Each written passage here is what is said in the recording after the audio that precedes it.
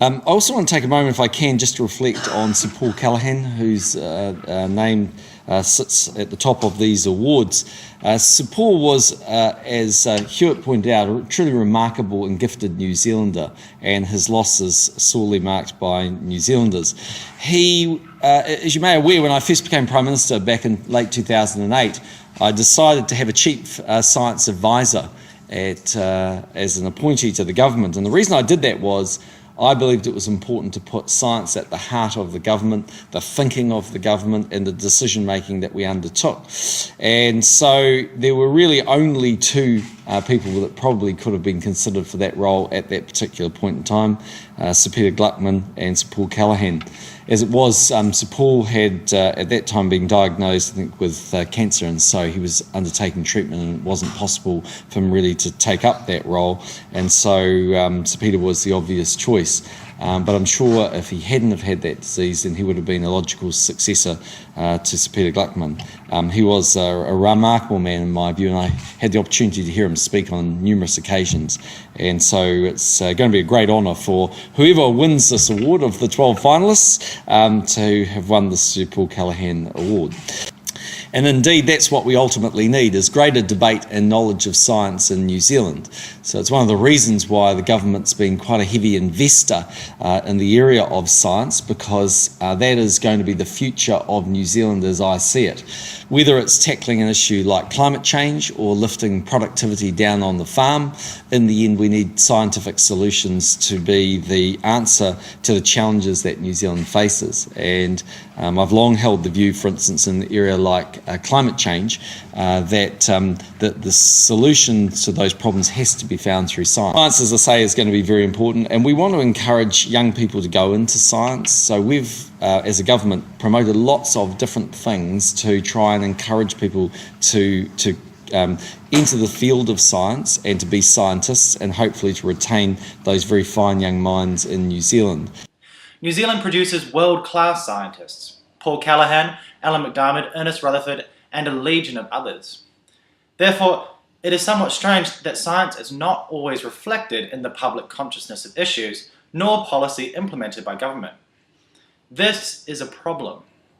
Training scientists to be effective, powerful advocates for their craft is one way of helping to address this issue. If scientists were able every day to communicate their passion for their work in an understandable way to the public, this would help facilitate a much more useful discussion of science and the role it can play in our lives. Which brings me to the Eureka Symposium. I have spent most of my life in the New Zealand education system.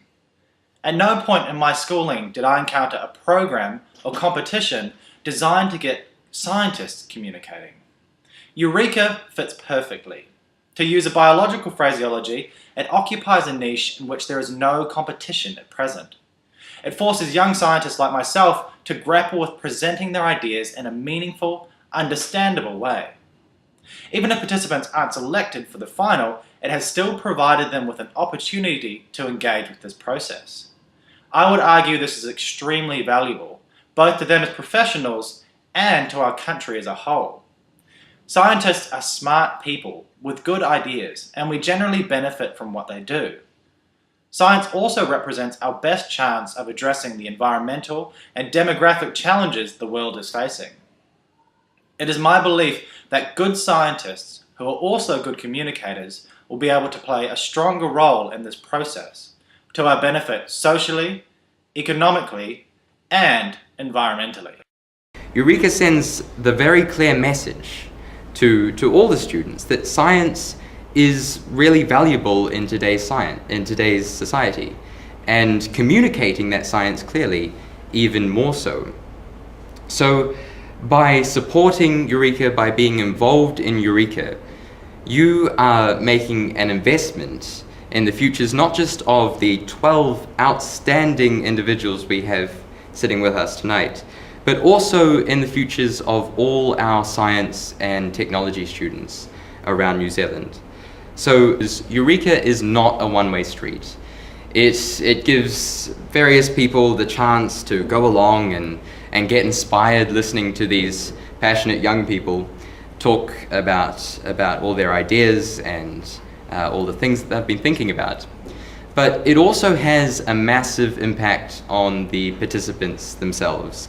The finalists through this event will get connected to various people in industry, and Eureka really motivates us finalists to seek out various opportunities beyond just our studies. In the assessment of the presentations, the judges are looking for 4 things. The first is that the communicators must be passionate and knowledgeable about an area of science, technology, engineering, or mathematics.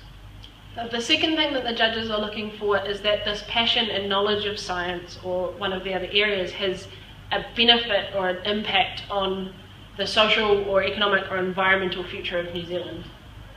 The third element that the judges will be looking for is that the communicators use their presence and capability to communicate clearly, succinctly, and persuasively their big idea. And the fourth factor, and this comes in the national competitions, is that the judges are looking for an agility and a depth of knowledge that enables you to answer some pretty tricky questions about your big idea. So obviously, like with most other competitions, the first thing you'll need to do to enter into the Eureka Awards is to actually enter the competition. This is done with an online form and a 2-page sort of summary of what you plan to talk about. The second thing you need to do is enter a regional competition. At this regional competition, you will deliver a 6-minute summary of your 12-minute talk. Now, speaking for 6 minutes is pretty challenging, but that's something that will be able to help you plan to do today. The national judges will then select their national finalists from the pool of regional winners, and these people will be notified and invited to compete at the national symposium. And the next step is the national competition, which is held in Wellington before a panel of senior experts from their areas. A real highlight of this is the dinner, the awards dinner at Government House that night with the Governor General, Sir Jerry Mataparai, and a bunch of senior scientists and experts from around New Zealand.